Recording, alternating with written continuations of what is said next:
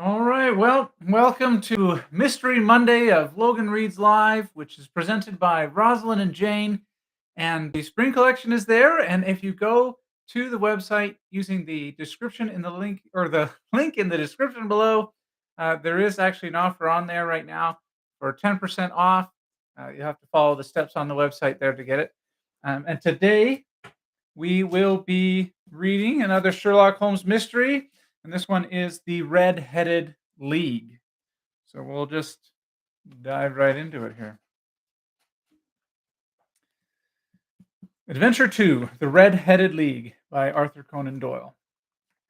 I had called upon my friend, Mr. Sherlock Holmes, one day in the autumn of last year, and found him in deep conversation with a very stout, florid-faced, elderly gentleman with fiery red hair.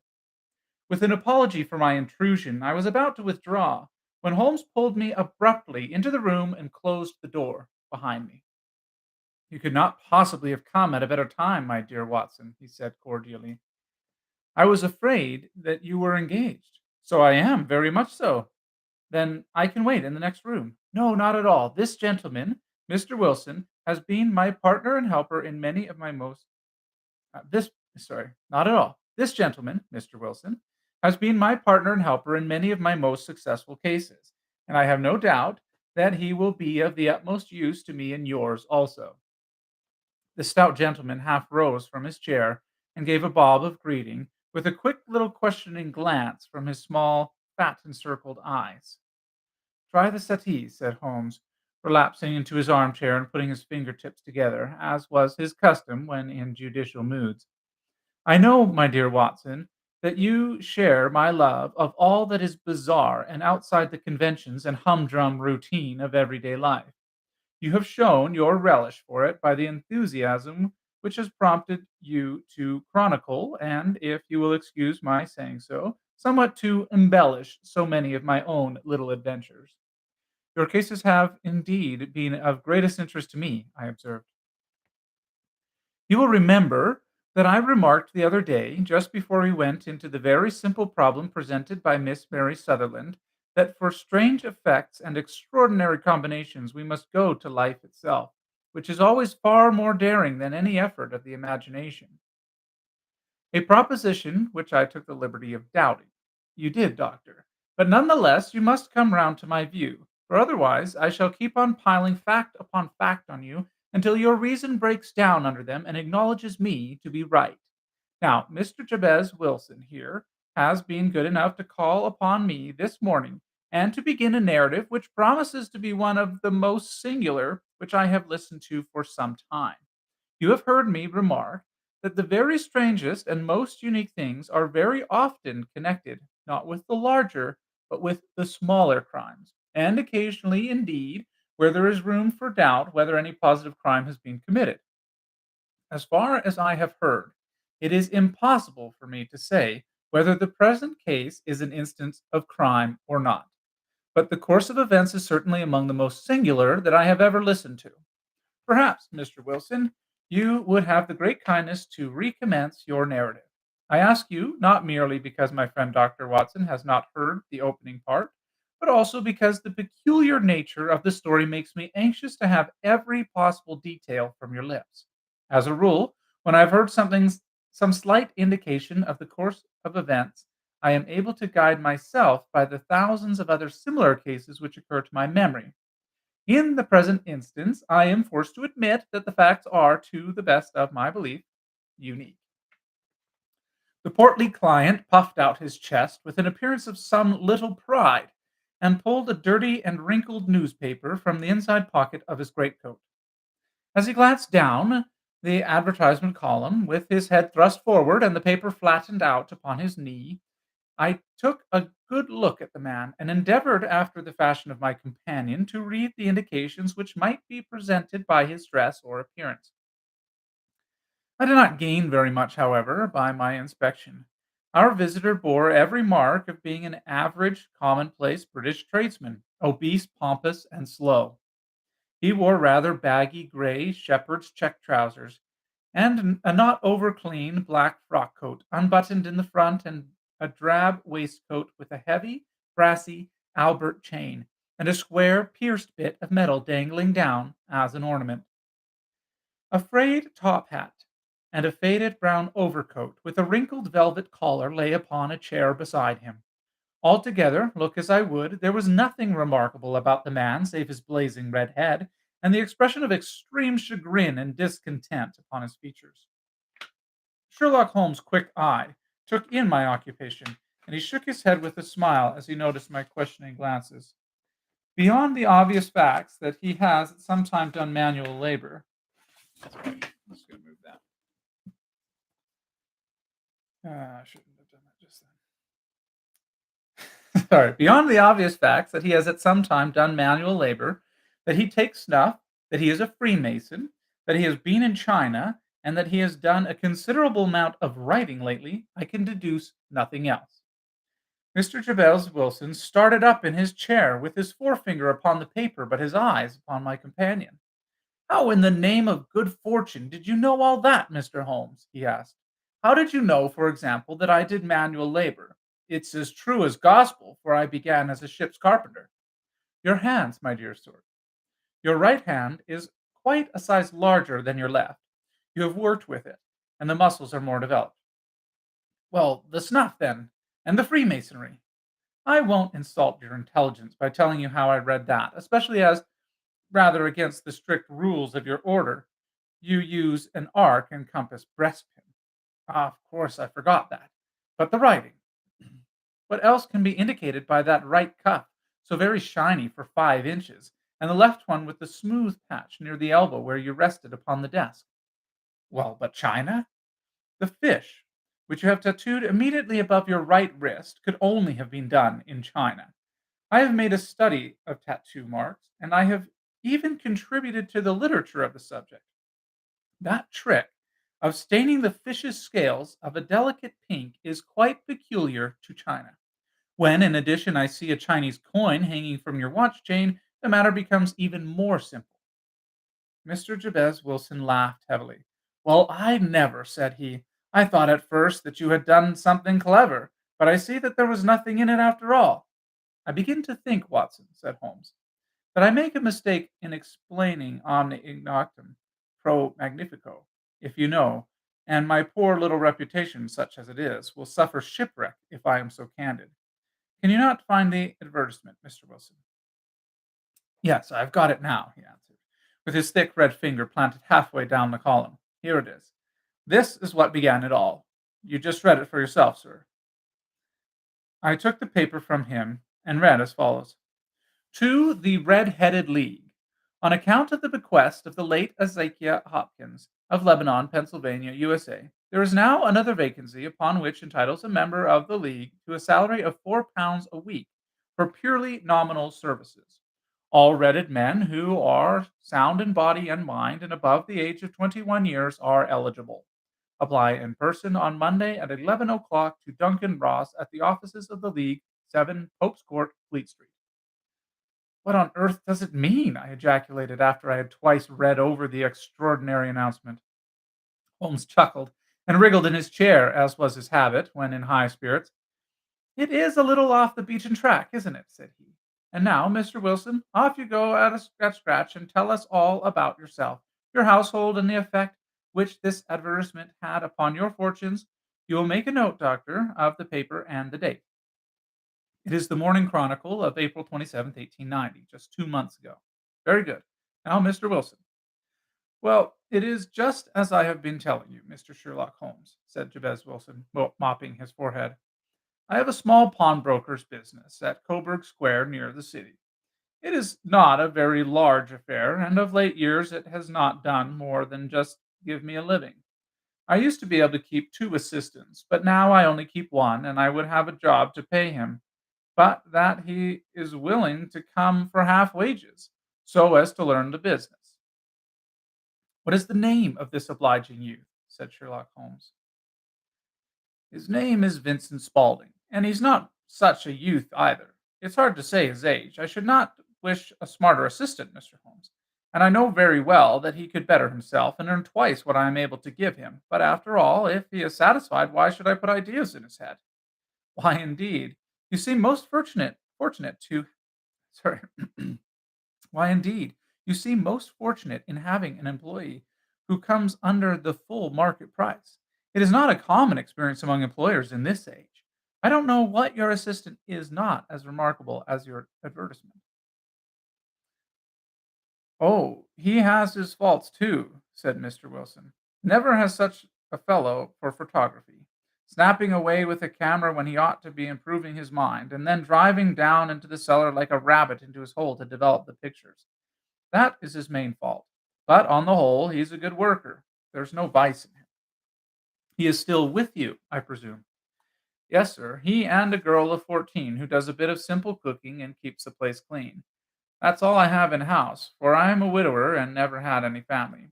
We live very quietly, sir, all three of us, and we keep a roof over our heads and pay our debts if we do nothing more. The first thing that put us out was that advertisement. Spaulding, he came down into the office just this day, 8 weeks, with this very paper in his hand, and he says, I wish to the Lord, Mr. Wilson, that I was a red-headed man. Why that? I asked. Why, says he, here's another vacancy on the League of the Red-Headed Men. It's worth quite a little fortune to any man who gets it, and I understand that there are more vacancies than there are men, so that the trustees are at their wits' end what to do with the money. If my hair would only change color, here's a nice little crib all ready for me to step into. Why, what's this then? I asked. You see, Mr. Holmes, I am a very stay at home man, and as my business came to me instead of me having to go to it, I was often weeks on end without putting my foot over the doormat. In that way, I didn't know much of what was going on outside, and I was always glad of a bit of news. Have you never heard of the League of the Red-Headed Men? He asked, with his eyes open. Never. Why, I wonder at that, for you are eligible yourself for one of the vacancies. And what are they worth? I asked.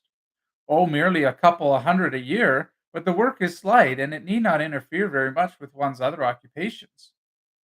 Well, you can easily think that that made me prick up my ears, for the business has not been over good for some years, and an extra couple hundred would have been very handy. Tell me about it, said I. Well, said he, showing me the advertisement, you can see for yourself that the League has a vacancy, and there is the address where you should apply for particulars. As far as I can make out, the League was founded by an American millionaire, Ezekiah Hopkins, who was very peculiar in his ways. He was himself red-headed, and he had a great sympathy for all red-headed men. So when he died, it was found that he had left his enormous fortune in the hands of his trustees, with the instructions to apply the interest to the providing of easy berths to men whose hair is of that color. From all I hear, it is splendid pay and very little to do. But, said I, there would be millions of red-headed men who would apply. Not so many as you might think, he answered. You see, it is really confined to Londoners and to grown men. This American had started from London when he was young, and he wanted to do the old town a good turn. Then again, I have heard it is no use your applying if your hair is light red or dark red or anything but real bright, blazing, fiery red. Now, if you cared to apply, Mr. Wilson, you would just walk in, but perhaps it would hardly be worth your while to put yourself out of the way for the sake of a few £100. Now, it is a fact, gentlemen, as you may see for yourselves, that my hair is a very full and rich tint, so that it seemed to me that if there was to be any competition in the matter, I stood as good a chance as any man that I had ever met. Vincent Spaulding seemed to know so much about it that I thought he might prove useful, so I just ordered him to put up the shutters for the day and to come right away with me. He was very willing to have a holiday, so we shut the business up and started off for the address that was given us in the advertisement. I never hope to see such a sight as that again, Mr. Holmes. From north, south, east, and west, every man who had a shade of red in his hair had tramped into the city to answer the advertisement. Fleet Street was choked with red-headed folk, and Pope's Court looked like a coster's orange barrow. I should not have thought there were so many in the whole country as were brought together by that single advertisement. Every shade of color they were straw, lemon, orange, brick, Irish setter, liver, clay. But, as Spaulding said, there were not many who had a real vivid flame-colored tint. When I saw how many were waiting, I would have given it up in despair, but Spaulding would not hear of it. How he did it, I could not imagine. But he pushed and pulled and butted until he got me through the crowd and right up to the steps which led to the office. There was a double stream upon the stair, some going up in hope and some coming back dejected. But we wedged in as well as we could and soon found ourselves in the office. Your experience has been a most entertaining one, remarked Holmes, as his client paused and refreshed his memory with a huge pinch of snuff.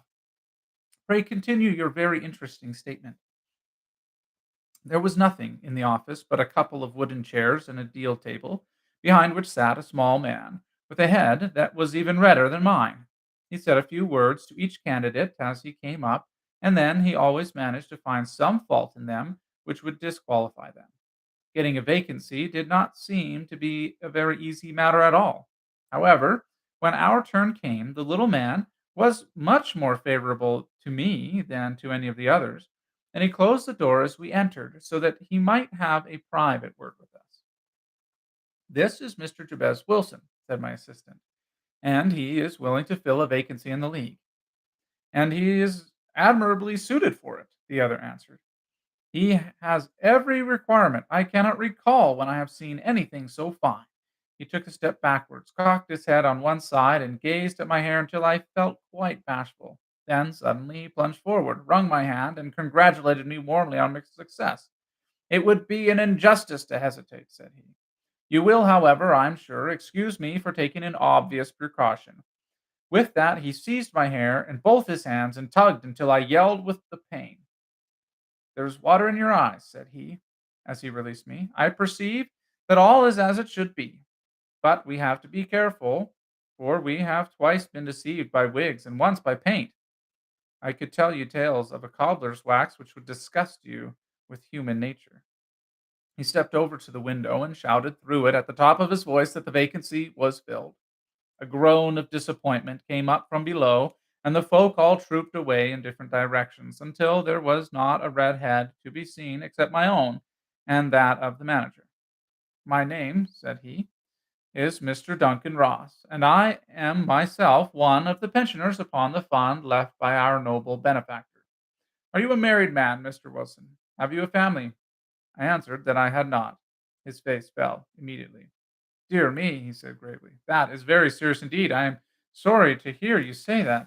The fund was, of course, for the propagation and spread of the redheads, as well as for their maintenance. It is exceedingly unfortunate that you should be a bachelor. My face lengthened at this, Mr. Holmes, for I thought that I was not to have the vacancy after all. But after thinking it over for a few minutes, he said that it would be all right. In the case of another, said he, the objection might be fatal, but we must stretch a point in favor of a man with such a head of hair as yours. When shall you be able to enter upon your new duties? Well, it is a little awkward, for I have a business already, said I. Oh, never mind about that, Mr. Wilson, said Vincent Spaulding. I shall be able to look after that for you. What would be the hours? I asked. 10 to 2. Now, a pawnbroker's business is mostly done in an evening, Mr. Holmes, especially Thursday and Friday evening, which is just before payday, so it would suit me very well to earn a little in the mornings. Besides, I knew that my assistant was a good man and that he would see to anything that turned up. That would suit me very well, said I. And the pay is £4 a week, and the work is purely nominal. What do you call purely nominal? Well, you have to be in the office, or at least in the building, the whole time. If you leave, you forfeit your whole position forever. The will is very clear upon that point. You don't comply with the conditions if you budge from the office during that time. It's only 4 hours a day, and I should not think of leaving, said I. No excuse will avail, said Mr. Duncan Ross. Neither sickness, nor business, nor anything else. There you must stay, or you lose your billet. And the work is to copy out the Encyclopedia Britannica. There is the first volume of it in the press. You must find your own ink, pens, and blotting paper, but we will provide this table and chair. Will you be ready tomorrow? Certainly, I answered. Then goodbye, Mr. Jabez Wilson. And let me congratulate you once more on the important position which you have been fortunate enough to gain." He bowed me out of the room, and I went home with my assistant, hardly knowing what to say or do. I was so pleased at my good fortune. Well, I thought over the matter all day, and by evening I was in low spirits again, for I had quite persuaded myself that the whole affair must be some great hoax or fraud, though what its object might be I could not imagine. It seemed altogether past belief that anyone could make such a will, or that they would pay such a sum for doing anything so simple as copying out the Encyclopedia Britannica. Vincent Spaulding did what he could to cheer me up, but by bedtime I had reasoned myself out of the whole thing. However, in the morning I determined to have a look at it anyhow, so I bought a penny bottle of ink, and with a quill pen and 7 sheets of foolscap paper, I started off for Pope's Court. Well, to my surprise and delight, everything was as right as possible.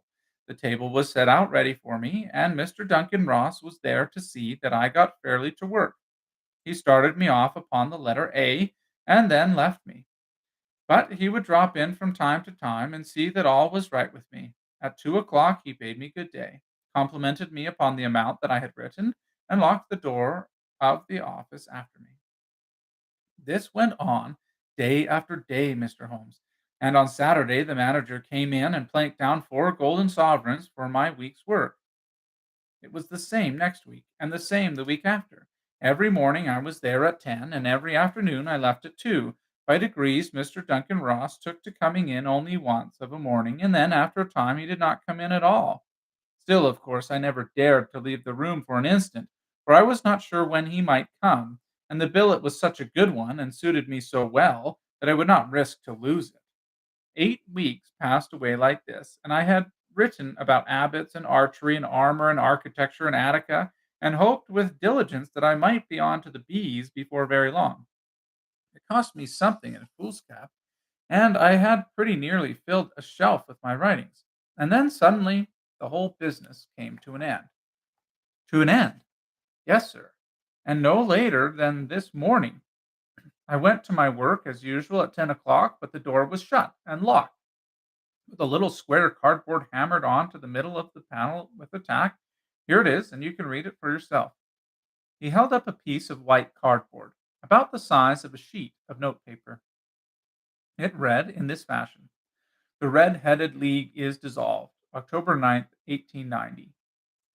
Sherlock Holmes and I surveyed this curt announcement and rueful face behind it, until the comical side of the affair so completely overtopped every other consideration that we both burst out into a roar of laughter. "I cannot see that there is anything very funny," cried out our client, flushing up to the roots of his flaming head. "If you can do nothing better than laugh at me, I can go elsewhere." "No, no," cried Holmes, shoving him back into the chair from which he had half risen. "I really wouldn't miss your case for the world. It is most refreshingly unusual. But there is, if you will excuse my saying so, something that is just a little funny about it. Pray, what steps did you take when you found the card upon the door?" "I was staggered, sir. I did not know what to do. Then I called at the offices round, but none of them seemed to know anything about it. Finally, I went to the landlord, who is an accountant living on the ground floor, and I asked him if he could tell me what had become of the Red-Headed League. He said that he had never heard of any such body. Then I asked him who Mr. Duncan Ross was, and he answered that the name was new to him. 'Well,' said I, 'the gentleman at number 4. "'What, the red-headed gentleman?' "'Yes.' "'Oh,' said he, 'his name is William Morris. He was a solicitor, and was using my room as a temporary convenience until his new premises were ready. He moved out yesterday.' "'Where could I find him?' "'Oh, at his new offices. He did tell me the address. Yes, 17 King Edward Street, near St. Paul's. I started off, Mr. Holmes, but when I got to that address, it was a manufactory of artificial kneecaps, and no one in it had ever heard of either Mr. William Morris or Mr. Duncan Ross." "And what did you do then?" asked Holmes. "I went home to Saxe Coburg Square and took the advice of my assistant, but could not help but he could not help me in any way. He could only say that if I waited, I should hear by post. But that was not quite good enough, Mr. Holmes. I did not wish to lose such a place without a struggle. So, as I had heard that you were good enough to give advice to poor folk who were in need of it, I came right away to you. And you did very wisely, said Holmes. Your case is an exceedingly remarkable one, and I shall be happy to look into it. From what you have told me, I think that it is possible that graver issues hang from it than might at first sight appear. Grave enough, said Mr. Jabez Wilson. Why, I have lost £4 a week. As far as you are personally concerned, remarked Holmes, I do not see that you have any grievance against this extraordinary league. On the contrary, you are, as I understand, richer by some £30, to say nothing of the minute knowledge which you have gained on every subject which comes under the letter A. You have lost nothing by them. No, sir, but I want to find out about them, and who they are, and what their object was in playing this prank, if it was a prank, upon me. It was a pretty expensive joke for them, for it cost them £32. We shall endeavor to clear up these points for you. And first, one or two questions, Mr. Wilson. This assistant of yours, who first called your attention to the advertisement, how long had he been with you? About a month, then. How did he come? In answer to an advertisement. Was he the only applicant? No, I had a dozen. Why did you pick him? Because he was handy and would come cheap. At half wages, in fact. Yes. What is he like, this Vincent Spaulding? Small, stout built, very quick in his ways, no hair on his face, though he's not short of 30. Has a white splash of acid upon his forehead. Holmes sat up in his chair in considerable excitement. I thought as much, said he. Have you ever observed that his ears are pierced for earrings? Yes, sir. He told me that a gypsy had done it for him when he was a lad. Said Holmes, sinking back in deep thought. He is still with you? Oh, yes, sir. I have only just left him. And has your business been attended to in your absence? Nothing to complain of, sir. There's never very much to do of in the morning. That will do, Mr. Wilson. I shall be happy to give you an opinion upon the subject in the course of a day or two. Today is Saturday, and I hope that by Monday we will come to a conclusion. Well, Watson, said Holmes, when our visitor had left us, what do you make of it all? I make nothing of it, I answered frankly. It is a most mysterious business. As a rule, said Holmes, the more bizarre a thing is, the less mysterious it proves to be. It is your commonplace, featureless crimes which are really puzzling, just as a commonplace face is the most difficult to identify. But I must be prompt over this matter. What are you going to do then? I asked. To smoke, he answered. It is quite a three-pipe problem, and I beg that you won't speak to me for 50 minutes. He curled himself up in his chair, with his thin knees drawn up to his hawk-like nose, and there he sat, with his eyes closed and his clay pipe thrusting out like the bill of some strange bird. I had come to the conclusion that he had dropped asleep, and indeed was nodding myself, when he suddenly sprang out of his chair with the gesture of a man who has made up his mind, and put his pipe down upon the mantelpiece. Saraste plays at the St. James Hall this afternoon, he remarked. What do you think, Watson? Could your patients spare you for a few hours? I have nothing to do today. My practice is never very absorbing. Then put on your hat and come. I am going through the city first, and we can have some lunch on the way. I observe that there is a good deal of German music on the program, which is rather more to my taste than Italian or French. It is introspective, and I want to introspect. Come along. We traveled by the Underground as far as Aldersgate, and a short walk took us to Saxe Coburg Square, the scene of the singular story which we had listened to in the morning. It was a poky, little, shabby, genteel place, where four lines of dingy, two-storied brick houses looked out into a small, railed-in enclosure, where a lawn of weedy grass and a few clumps of faded laurel bushes made a hard fight against a smoke-laden and uncongenial atmosphere. Three gilt balls and a brown board with Jabez Wilson in white letters upon a corner house announced the place where our red-headed client carried on his business. Sherlock Holmes stopped in front of it, with his head on one side and looked it all over, with his eyes shining brightly between puckered lids. Then he walked slowly up the street and then down again to the corner, still looking keenly at the houses. Finally, he returned to the pawnbroker's, and having thumped vigorously upon the pavement with his stick 2 or 3 times, he went up to the door and knocked. It was instantly opened by a bright looking, clean shaven young fellow, who asked him to step in. "Thank you," said Holmes. "I only wished to ask you how you would go from here to the Strand." "Third right, fourth left," answered the assistant promptly, closing the door. "Smart fellow that," observed Holmes as he walked away.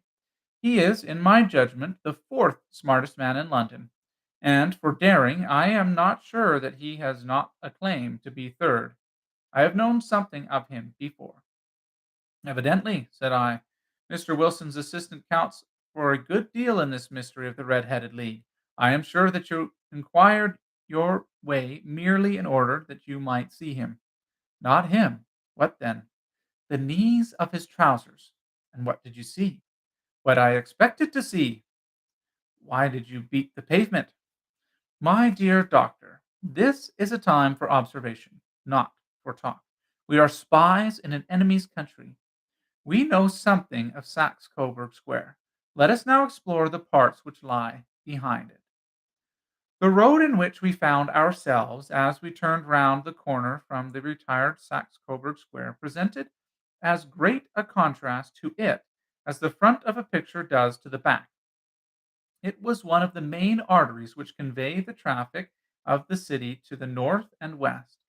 The roadway was blocked with the immense stream of commerce flowing in a double tide inwards and outwards, while the footpaths were black with hurrying swarm of pedestrians. It was difficult to realize as we looked at the line of fine shops and stately business premises that really abutted on the other side upon the faded and stagnant square which we had just quitted. "Let me see," said Holmes, standing at the corner, and glancing along the line. "I should like to just remember the order of the houses here. It is a hobby of mine to have an exact knowledge of London. There is Mortimer's, a tobacconist, the little newspaper shop, the Coburg branch of the City and Suburban Bank, the Vegetarian Restaurant, and McFarlane's Carriage Building Depot. That carries us right to the other block. And now, doctor, we've done our work, so it's time we had some play. A sandwich and a cup of coffee, and then off to Violin Land, where all is sweetness and delicacy and harmony, and there are no red-headed clients to vex us with their conundrums." My friend was an enthusiastic musician, being himself not only very capable performer, but a composer of no ordinary merit. All the afternoon he sat in the stalls wrapped in a most perfect happiness, gently waving his long, thin fingers in time to the music, while his gently smiling face and his languid, dreamy eyes were as unlike those of Holmes the sleuth hound, Holmes the relentless, keen-witted, ready-handed criminal agent, as it was possible to conceive. In his singular character, the dual nature alternately asserted itself, and his extreme exactness and astuteness represented, as I have often thought, the reaction against the poetic and contemplative mood which occasionally predominated in him. The swing of his nature took him from extreme languor, oh, sorry, to devouring energy, and as I knew well, he was never so truly formidable as when, for days on end, he had been lounging in his armchair amid his improvisations and his black letter editions. Then it was that the lust of the chase would come suddenly upon him, and that his brilliant reasoning power would rise to the level of intuition until those who were unacquainted with his methods would look askance at him as on a man whose knowledge was not that of other mortals. When I saw him that afternoon so enwrapped in the music at St. James's Hall, I felt that an evil time might be coming upon those whom he had set himself to hunt down. "You want to go home, no doubt, doctor," he remarked as we emerged. "Yes, it would be as well. And I have some business to do which will take some hours. This business at Colberg Square is serious." "Why serious?" A considerable crime is in contemplation. I have every reason to believe that we shall be in time to stop it. But today, being Saturday, rather complicates matters. I shall want your help tonight. At what time? 10 will be early enough. I shall be at Baker Street at 10. Very well. And I say, doctor, there may be some little danger, so kindly put your army revolver in your pocket. He waved his hand, turned on his heel, and disappeared in an instant among the crowd. I trust that I am not more dense than my neighbors, but I was always oppressed with a sense of my own stupidity in my dealings with Sherlock Holmes. Here I had heard what he had heard, I had seen what he had seen, and yet, from his words, it was evident that he saw clearly not only what had happened, but what was about to happen, while to me the whole business was still confused and grotesque. As I drove home to my house in Kensington, I thought over it all, from the extraordinary story of the red-headed copier in the encyclopedia down to the visit to Saxe Coburg Square and the ominous words with which he had parted me. What was this nocturnal expedition, and why should I go armed? Where were we going, and what were we to do? I had a hint from Holmes that his smooth-faced pawnbroker's assistant was a formidable man, a man who might play a deep game. I tried to puzzle it out, but gave it up in despair, and set the matter aside until night should bring an explanation. It was a quarter past 9 when I started from home and made my way across the park, and so through Oxford Street to Baker Street. Two hansoms were standing at the door, and as I entered the passage, I heard the sound of voices from above. On entering his room, I found Holmes in an animated conversation with two men, one of whom I recognized as Peter Jones, the official police agent, while the other was a long, thin, sad faced man with a very shiny hat and an oppressively respectable frock coat. "Ha! Our party is complete," said Holmes, buttoning up his pea jacket and taking his heavy hunting crop from the rack. "Watson, I think you know Mr. Jones, of Scotland Yard. Let me introduce you to Mr. Merriweather, who is to be our companion in tonight's adventure." "We're hunting in couples again, Doctor, you see," said Jones, in his consequential way. "Our friend here is a wonderful man for starting a chase. All he wants is an old dog to help him to do the running down." "I hope a wild goose chase may not prove to be the end of our chase," observed Mr. Merriweather gloomily. "You may place considerable confidence in Mr. Holmes, sir," said the police agent loftily. "He has his own little methods, which are, if he won't mind my saying so, just a little too theoretical and fantastic, but he has the makings of a detective in him. It is not too much to say that once or twice, as in that business of the Sholto murder and the Agra treasure, he has been more nearly correct than the official force." "Oh, if you say so, Mr. Jones, it is all right," said the stranger with deference. "Still, I confess that I miss my rubber. It is the first Saturday night for 7 and 20 years that I have not had my rubber." "I think you will find," said Sherlock Holmes, "that you will play for a higher stake tonight than you have ever done yet, and that the play will be more exciting for you, Mr. Merriweather. The stake will be some £30,000, and for you, Jones, it will be the man upon whom you wish to lay your hands. John Clay, the murderer, thief, smasher, and forger. He's a young man, Mr. Merriweather, but he is at the head of his profession, and I would rather have my bracelets on him than on any criminal in London. He is a remarkable man, is young John Clay. His grandfather was a royal duke, and he himself has been to Eton and Oxford. His brain is as cunning as his fingers, and though we meet signs of him at every turn, we never know where to find the man himself. He'll crack a crib in Scotland one a week, and be raising money to build an orphanage in Cornwall and next. I've been on his track for years, and have never set eyes on him yet. I hope that I may have the pleasure of introducing you tonight. I had one or two little turns also with Mr. John Clay, and I agree with you that he is at the head of his profession. It is past 10, however, and quite time that we started. If you two will take the first hansom, Watson and I will follow in the second." Sherlock Holmes was not very communicative during the long drive and lay back in the cab humming the tunes which he had heard in the afternoon. We rattled through the endless labyrinth of gaslit streets until we emerged into Farringdon Street. "We are close now," my friend remarked. "This fellow Merriweather is a bank director and personally interested in the matter. I thought it as well to have Jones with us also.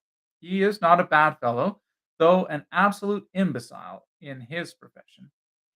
He has one positive virtue. He is as brave as a bulldog and as tenacious as a lobster if he gets his claws upon anyone. Here we are, and they are waiting for us." We had reached the same crowded thoroughfare in which we had found ourselves in the morning. Our cabs were dismissed, and following the guidance of Mr. Merriweather, we passed down a narrow passage and through a side door, which he opened for us. Within, there was a very small corridor, which ended in a very massive iron gate.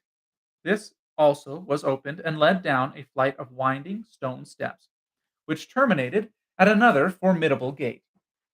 Mr. Merriweather stopped to light a lantern, and then conducted us down a dark, earth smelling passage, and so, after opening a third door into a huge vault or cellar, which was piled all around with crates and massive boxes. "You are not very vulnerable from above," Holmes remarked, as he held up the lantern and gazed about him.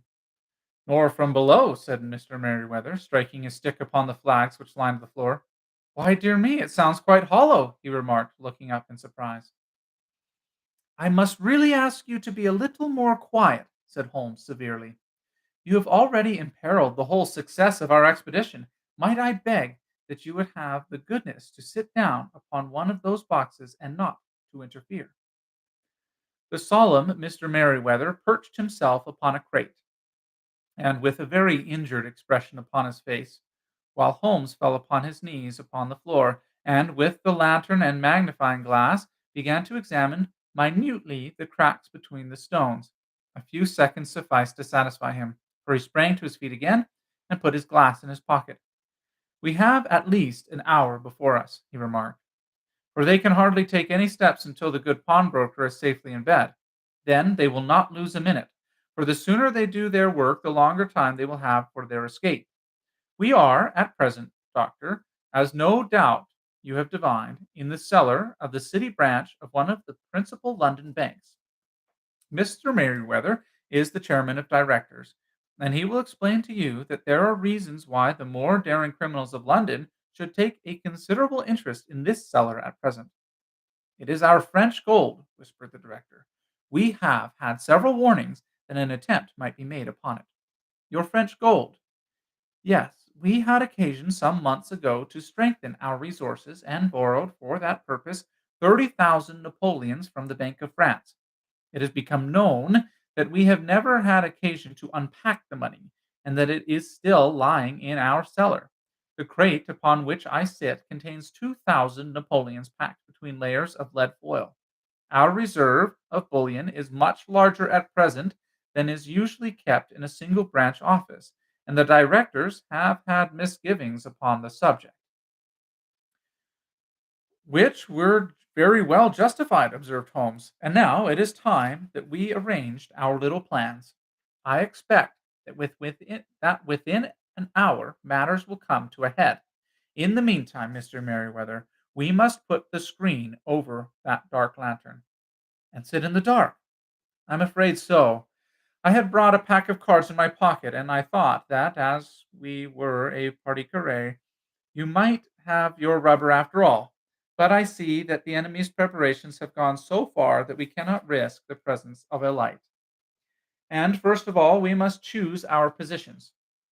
These are daring men, and though we shall take them at a disadvantage, they may do us some harm, unless we are careful. I shall stand behind this crate, and do you conceal yourselves behind those. Then, when I flash a light upon them, close in swiftly. If they fire, Watson, have no compunction about shooting them down." I placed my revolver, cocked, upon the top of the wooden case behind which I crouched. Holmes shot the slide across the front of his lantern, and left us in pitch darkness. Such an absolute darkness that I had never before experienced. The smell of hot metal remained to assure us that the light was still there, ready to flash out at a moment's notice. To me, with my nerves worked up to a pitch of expectancy, there was something depressing and subduing in the sudden gloom and in the cold, dank air of the vault. "They have but one retreat," whispered Holmes. "That is back through the house into Saxe Coburg Square. I hope that you have done as I asked you, Jones. I have an inspector and two officers waiting at the front door." "Then we have stopped all the holes, and now we must be silent and wait." What a time it seemed! From comparing notes afterwards, it was but an hour and a quarter, and yet appeared to me that night must have almost gone, and the dawn be breaking above us. My limbs were weary and stiff, for I feared to change my position, yet my nerves were worked up to the highest pitch of tension, and my hearing was so acute that I could not only hear the gentle breathing of my companions, but I could distinguish the deeper, heavier in breath of the bulky Jones from the thin, sighing note of the bank director. From my position, I could look over the case in the direction of the floor. Suddenly, my eyes caught the glint of a light. At first, it was but a lurid spark upon the stone pavement. Then it lengthened out until it became a yellow line, and then, without any warning or sound, a gash seemed to open, and a hand appeared, a white, almost womanly hand, which felt about in the center of the little area of light.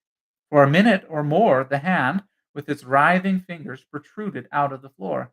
Then it was withdrawn as suddenly as it had appeared, and all was dark again, save the single lurid spark, which marked a chink between the stones. Its disappearance, however, was but momentary. With a rending, tearing sound, one of the broad white stones turned over upon its side and left a square, gaping hole through which streamed the light of a lantern. Over the edge there peeped a clean-cut, boyish face, which looked keenly about it, and then, with a hand on either side of the aperture, drew itself shoulder high and waist high until one knee rested upon the edge. In another instant he stood at the side of the hole, and was hauling after him a companion, lithe and small like himself, with a pale face and a shock of very red hair. "It's all clear," he whispered. "Have you the chisel and the backs? Great Scott! Jump, Archie, jump, and I'll swing for it." Sherlock Holmes had sprung out and seized the intruder by the collar. The other dived down the hole, and I heard the sound of rending cloth as Jones clutched at his skirts. The light flashed upon the barrel of a revolver, but Holmes' hunting crop came down on the man's wrist, and the pistol clinked upon the stone floor. "It's no use, John Clay," said Holmes blandly. "You have no chance at all." "So I see," the other answered with his utmost coolness. "I fancy that my pal is all right, though. I see you have got his coat tails." "There are three men waiting for him at the door," said Holmes. "Oh, indeed. You seem to have done the thing very completely. I must compliment you." "And I you," Holmes answered. "Your red-headed idea was very new and effective." "You'll see your pal again presently," said Jones. "He's quicker at climbing down holes than I am. Just hold out while I fix the derbies." "I beg that you will not touch me with your filthy hands," remarked our prisoner, as the handcuffs clattered upon his wrists. "You may not be aware that I have royal blood in my veins. Have the goodness also, when you address me, always to say 'sir' and 'please.'" "All right," said Jones, with a stare and a snigger. "Well, would you please, sir, march upstairs where we can get a cab to carry your highness to the police station?" "That is better," said John Clay serenely. He made a sweeping bow to the three of us and walked quietly off in the custody of the detective.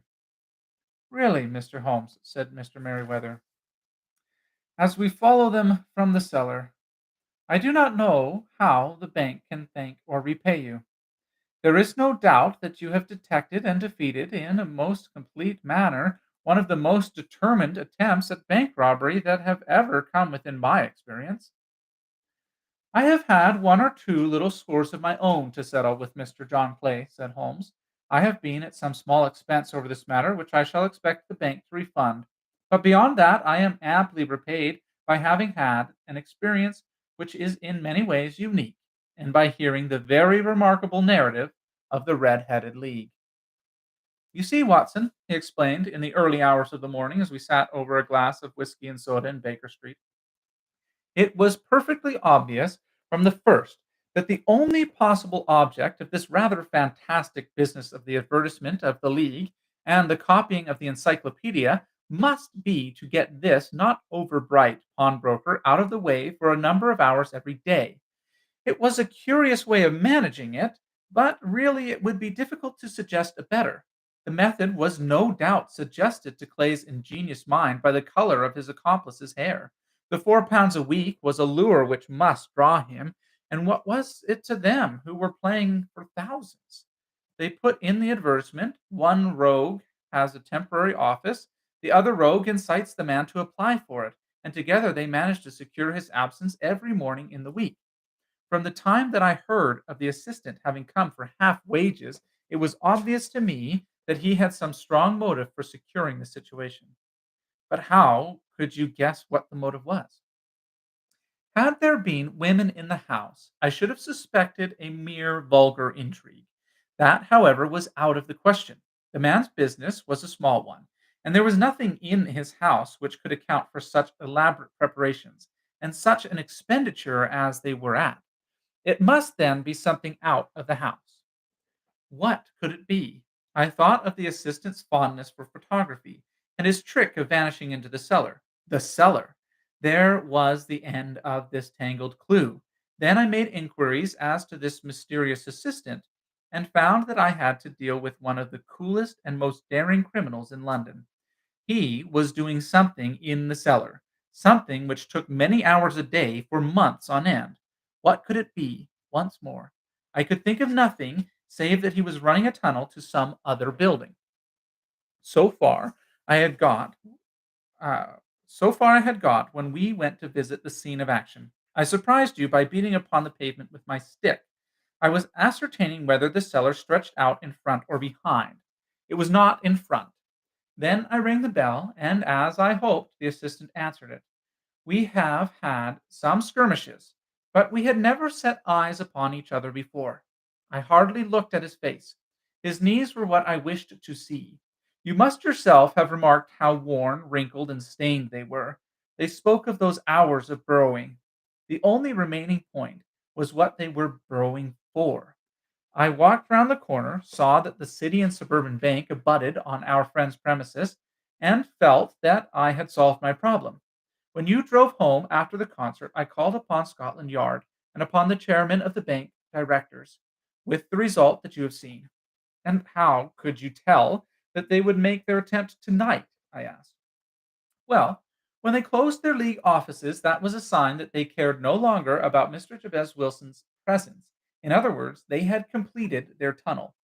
But it was essential that they should use it as soon as it might be discovered, or their bullion might be removed. Saturday would suit them better than any other day, as it would give them 2 days for their escape. For all these reasons, I expected them to come tonight. You reasoned it out beautifully, I exclaimed in unfeigned admiration. It is so long a chain, and yet every link rings true. It saved me from ennui, he answered, yawning. Alas, I already feel it closing in upon me. My life is spent in one long effort to escape from the commonplaces of existence. These little problems help me to do so. And you are a benefactor of the race, said I. He shrugged his shoulders. Well, perhaps, after all, it is of some little use, he remarked. L'homme c'est rien, l'ouvre c'est tout, as Gustave Flaubert wrote to Jorge Sand. Well, there you go. The mystery of the Red-Headed League, which never existed after all. Anyways, thank you very much for listening tonight. And of course, Logan Reads Live is presented by Rosalind and Jane. And there is a link in the description below that will bring you to the store. Beautifully curated. The spring collection is there. And there is a opportunity now to get a discount, a 10% discount, I believe, if you fill out the information there. Anyways, thank you very much. Have a lovely night, and we will plan to be back tomorrow. Goodbye.